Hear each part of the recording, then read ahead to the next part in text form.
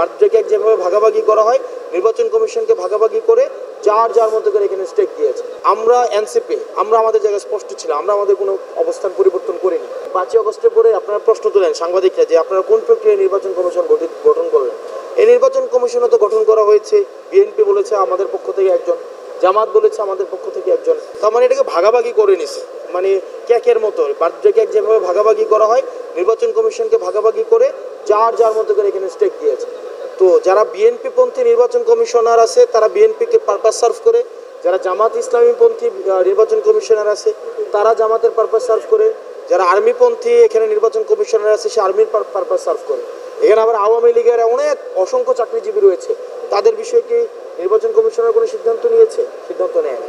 তো দিন শেষে আসলে আমরা মানে কোনো ধরনের, আমরা এনসিপি, আমরা আমাদের জায়গায় স্পষ্ট ছিল, আমরা আমাদের কোনো অবস্থান পরিবর্তন করিনি।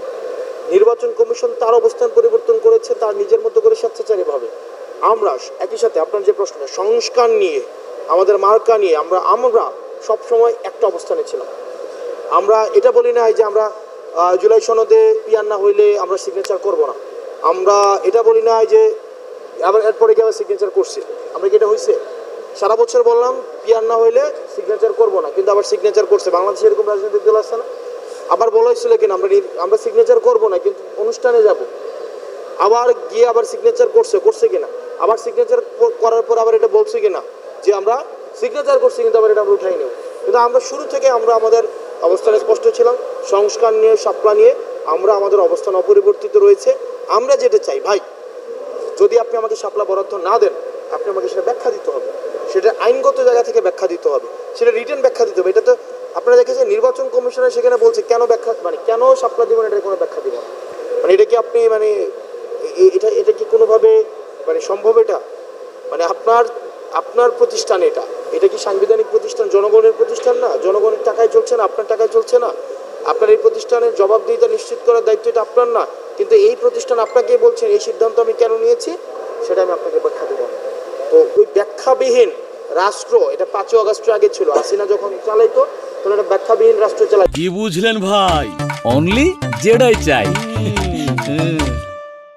জবাবদিহিতাবিহীন রাষ্ট্র চালাইতো। কিন্তু 5ই আগস্টের পরে এই নির্বাচন কমিশন যদি মনে করে থাকে যে তারা জবাবদিহিবিহীন কোনো একটি সিদ্ধান্ত নিয়ে নেবে আর আমরা সেটাতে মেনে নেব, তাহলে সেটা সম্ভব না। ধন্যবাদ। আর সংস্কারের বিষয়, অবশ্যই আমাদের সংস্কার কার্যক্রমের অগ্রগতি হয়েছে, এখন সেটা বাস্তবায়ন। আমরা কন্টেন্ট, এখানে দুইটা বিষয় আলোচনা, একটা হচ্ছে কন্টেন্ট অফ কনসেনসাস নিয়ে কিন্তু একটা পর্যায়ে পৌঁছাইছে আমাদের।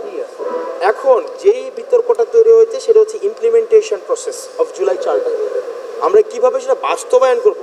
কন্টেন্ট নিয়ে কিন্তু এই যে ঐক্যমত্য কমিশনের আলোচনা একটা পর্যায়ে আসছে, কিন্তু বাস্তবায়ন প্রক্রিয়া আপনারা দেখেছেন, কেউ বলেছে পরবর্তী সংসদের মধ্য দিয়ে বাস্তবায়ন করবে, কেউ বলেছে গণভোটের মধ্য দিয়ে বাস্তবায়ন করবে, কেউ বলেছে বা আমরা বলছি গণপরিষদ হবে, গণপরিষদ প্রক্রিয়ার মধ্য দিয়ে এই যে আগামী যে সংসদটা গঠিত হবে তাকে দুইটা স্ট্যাটাস দিতে হবে, তাকে এটা গণপরিষদের স্ট্যাটাস দিতে হবে, একই সাথে এটা রুটিন যে পার্লামেন্ট, সে পার্লামেন্ট অ্যাক্টিভিটির মধ্যে চলছে।